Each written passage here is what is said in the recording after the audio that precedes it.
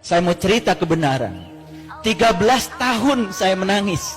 13 tahun saya mencari kebenaran. 13 tahun saya mencari seorang guru yang mursyid, yang bisa mengantarkan saya untuk menemukan kebenaran yang sejati. Dari kecil saya belajar sholat. Umur 19 tahun saya sudah hafiz Quran. Karena bapak saya kiai. Semakin saya membaca Quran, semakin dalam membaca Quran, saya semakin tidak bisa tidur. Semakin gelisah batin ini. Katanya Allah ada bersama dengan kita, lebih dekat kepada kita daripada urut leher kita, tapi kita belum bisa membuktikannya. Katanya Allah bersama dengan kita, tapi sholat saya selama itu tidak pernah bisa khusyuk. Rakaat demi rakaat dilakukan, tetapi apa yang saya ingat, apa yang saya sembah, saya tidak mengerti. Saya membaca Quran surat Al-Ma'un, Ara'aital ladzi yukadzibu biddin, celakalah para pendusta agama. Fazalikal ladzi yad'ul yatim, yang mentelantarkan yatim. Siapa yatim itu sesungguhnya? Dari kehidupan kita sehari-hari kita tahu yang namanya yatim adalah mereka yang tak beribu, yang tak berbapa. Tapi begitu saya membuka lembaran-lembaran kitab yang hakiki, ternyata yatim bukan yang tak beribu, tak berbapa. Bukan manusia yang namanya yatim. Yang tak beribu, yang tak berbapa bukan manusia. Setiap manusia yang lahir ke dunia pasti ada ibunya, pasti ada bapaknya. Betul? Cuman ada yang sudah meninggal, ada yang masih hidup. Siapa yatim itu sesungguhnya? Yang tak beribu, yang tak berbapa. Berarti yang yatim adalah yang tidak pernah dilahirkan. Siapa yang tidak pernah dilahirkan? Yang tidak pernah dilahirkan adalah jiwa kita. Yang tidak pernah dilahirkan adalah diri sejati kita. Itu yang tidak pernah dilahirkan. Itulah diri kita yang sebenarnya, yang ditiupkan langsung oleh Allah. Fa idza sawaituhu wa nafakhtu fihi min ruhi faqul lahu sajidin. Dan ketika aku telah selesai menciptakan tubuhmu, aku tiupkan ruhku. Itu yang yatim. Itu yang banyak ditelantarkan oleh kita. Salat kita cuma raganya saja. Jiwa kita di mana? Cipta kita di mana? Rasa kita di mana? Kita tidak pernah berhubungan dengan yang tiga, hanya berhubungan dengan raga saja.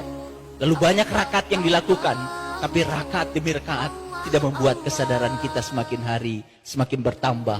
Tetap sakit hati kalau diomongin orang, tetap marah ketika orang marah kepada kita, tetap reaktif kepada situasi yang tidak kita inginkan, tidak pernah nyaman dalam kontradiksi.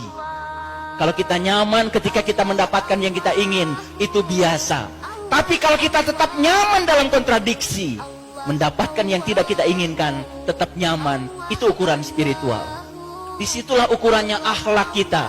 Sholat bukan tujuan, tujuan kita adalah akhlak.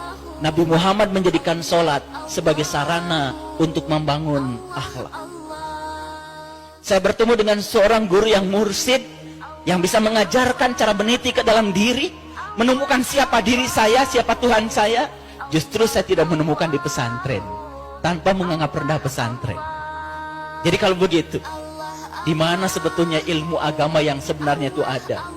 Saya cuma punya satu keyakinan, karena Allah dalam hadis qudsi mengatakan, para waliku ada di bawah naunganku, dan tidak ada mengenal seorang wali tanpa seizinku. Kewalian seseorang tidak akan pernah ditampakkan kecuali kepada mereka yang mencarinya, yang merindukannya. Saya cuma bisa mendoakan pada ibu bapak sekalian, semoga setelah ini bapak ibu bisa menemukan seorang pewaris ilmunya Nabi, yang bisa mengajarkan ilmunya Nabi. Seorang sahabat bertanya pada Rasulullah, ya Rasulullah, aku bahagia hidup sejaman dengan engkau, karena aku mendapatkan ilmu langsung dari tanganmu. Apa kata Rasul? Engkau bahagia karena hidup sejaman dengan aku, tapi jauh lebih bahagia umatku, kata Nabi, yang hidup tidak sejaman dengan aku, tapi mereka masih dapat ilmuku dari para pewarisku. Maka Nabi mengatakan, al-ulama warasatul anbiya. Ulama adalah mereka yang mewarisi ilmunya Nabi. Di mana ilmunya Nabi sekarang? Subhanallah. Yang menceritakan Allah banyak orangnya, yang tahu Allah sedikit orangnya. Yang mengaku menyembah Allah banyak orangnya, tapi yang diaku oleh Allah bahwa dia menyembah Allah sedikit orangnya. Allah sendiri mengatakan di Quran, "Sullatum minal awwalin wa qalilum minal akhirin." Yang beriman itu sebagian awalnya banyak, tapi setelah diseleksi oleh Allah, tinggal sedikit. Makanya dalam Al-Kahfi dikatakan, tinggalkan kebanyakan orang, cari gua yang bisa memberikan keselamatan. Masuklah pada kelompok yang sedikit.